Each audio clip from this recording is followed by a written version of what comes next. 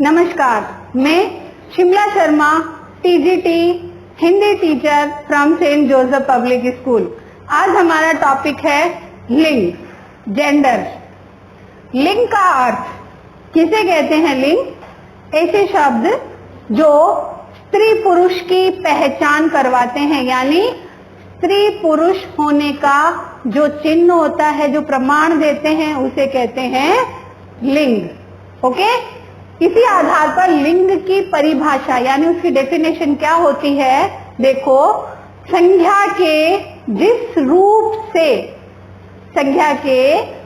रूप से उसके पुरुष या स्त्री होने का बोध हो, उसे कहते हैं लिंग।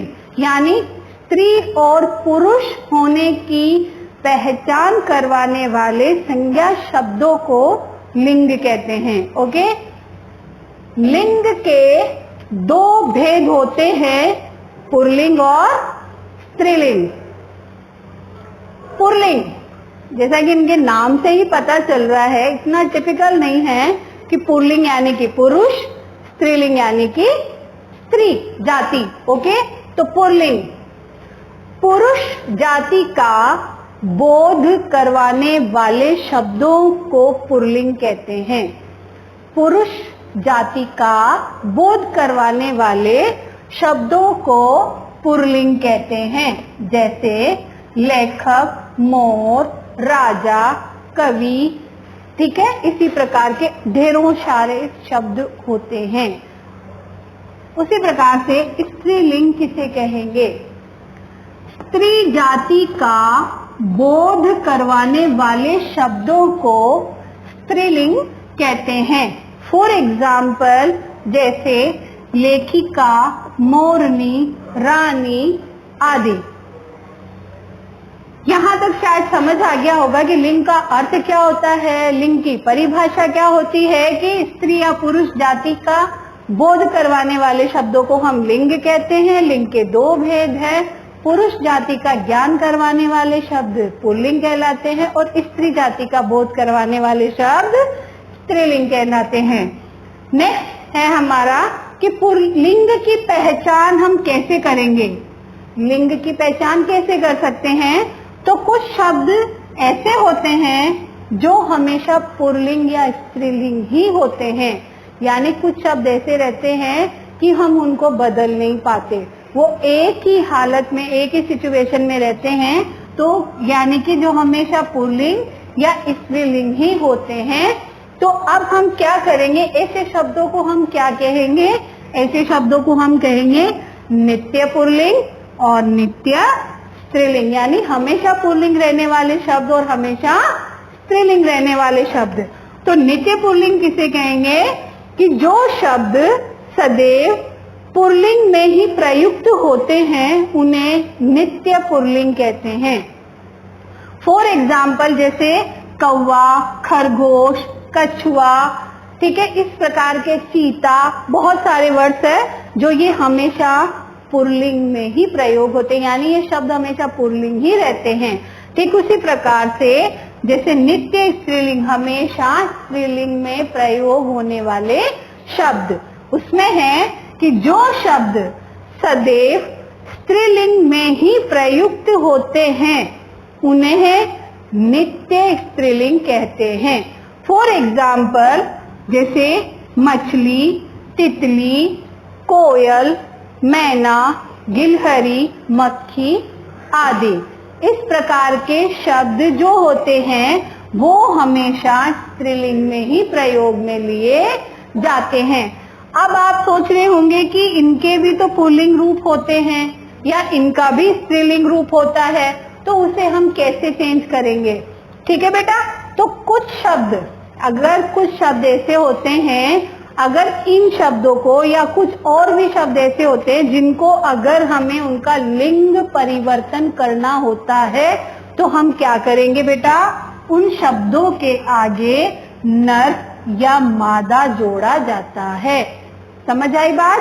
कि यदि हमें ऐसे नित्य पुल्लिंग और नित्य स्त्रीलिंग, यानी हमेशा पुल्लिंग और हमेशा स्त्रीलिंग रहने वाले शब्दों का यदि हमें लिंग परिवर्तन करना होता है तो हम क्या करेंगे, उनके शब्दों के आगे, ऐसे शब्दों के आगे हम नर या मादा जोड़ देते हैं। उससे क्या होता है, उनका रूप परिवर्तित हो जाता है। जैसे नर मछली, नर तितली, नर कोयल, नर मैना, नर गिलहरी, नर मक्खी आदि। ठीक उसी प्रकार से जैसे हम बोल सकते हैं मादा कौवा, मादा खरगोश, मादा कछुआ, मादा चीता। समझ आया? अब शायद अब आपका ये चीज क्लियर हो गई होगी कि हम इनको कैसे परिवर्तित कर सकते हैं। नेक्स्ट है बेटा, जैसे कुछ शब्द ऐसे होते हैं जो न पुल्लिंग होते हैं और न स्त्रीलिंग। कुछ शब्द ऐसे होते हैं जो न तो पुल्लिंग होते हैं और न स्त्रीलिंग। तो ऐसे शब्द बेटा कौन कौन से होते हैं? जैसे हो गया बेटा डॉक्टर, राष्ट्रपति, मंत्री, प्रधानमंत्री, इंजीनियर। ऐसे शब्द होते हैं जो स्त्रीलिंग और पुल्लिंग दोनों में ही समान रूप से प्रयोग किए जाते हैं। अब आप सोच रहे होंगे कि मैम फिर कैसे पता चलेगा कि ये स्त्रीलिंग है या पुल्लिंग है? तो बेटा इसका पता करने के लिए हमें इन शब्दों को सेंटेंस में यूज करना होगा। इनसे हम क्या बनाएंगे, वाक्य बना करके जब हम उसे देखेंगे तब हमें पता चलेगा कि ये जो शब्द है वो स्त्रीलिंग का है या पुल्लिंग का है। जैसे फॉर एग्जाम्पल, महात्मा गांधी एक अच्छे वकील थे। अब मैंने एक जो वकील शब्द है, वकील, ये भी क्या होता है बेटा, स्त्रीलिंग और पुल्लिंग दोनों में समान रूप से प्रयोग किया जाता है। ठीक है, तो जो उदाहरण, जो एग्जाम्पल मैंने आपको बताया कि महात्मा गांधी एक अच्छे वकील थे। अब जो ये वकील नाम जो शब्द आया है, अगर इंडिविजुअल में पूछती हूँ कि वकील, तो आप नहीं बता पाएंगे, लेकिन इस सेंटेंस के माध्यम से आप बता सकते हैं कि ये जो वकील है वो कौन है, मेल, पुल्लिंग शब्द है। कैसे? क्योंकि महात्मा गांधी का इस वाक्य में प्रयोग किया गया है। ठीक उसी प्रकार से नेक्स्ट सेंटेंस सुनो कि भारत की राष्ट्रपति प्रतिभा पाटिल थी।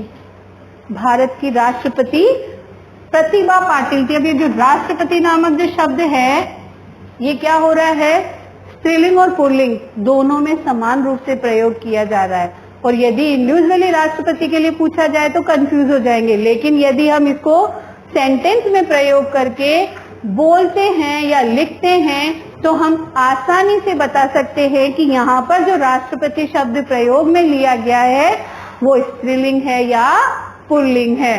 आई थिंक सो आपको क्लियर हो गया होगा कि हमने आज क्या देखा। हमने देखा कि लिंग किसे कहते हैं, लिंग के कितने भेद होते हैं, पुल्लिंग और स्त्रीलिंग।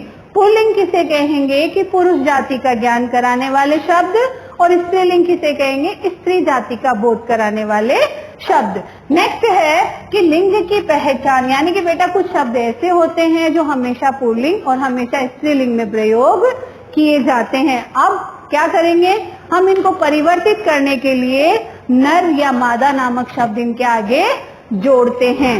इससे क्या होता है, उनका लिंग परिवर्तित हो जाता है। और कुछ शब्द ऐसे होते हैं जो न तो स्त्रीलिंग होते हैं और न पुल्लिंग होते हैं, और उनकी पहचान करने के लिए हमें क्या करना होता है, उनको वाक्य में प्रयोग करना होता है। उसके बाद हम बता सकते हैं कि यह जो शब्द है वो स्त्रीलिंग है या पुल्लिंग। आज के वीडियो में बस इतना ही, मिलते हैं नेक्स्ट वीडियो में, तब तक के लिए धन्यवाद।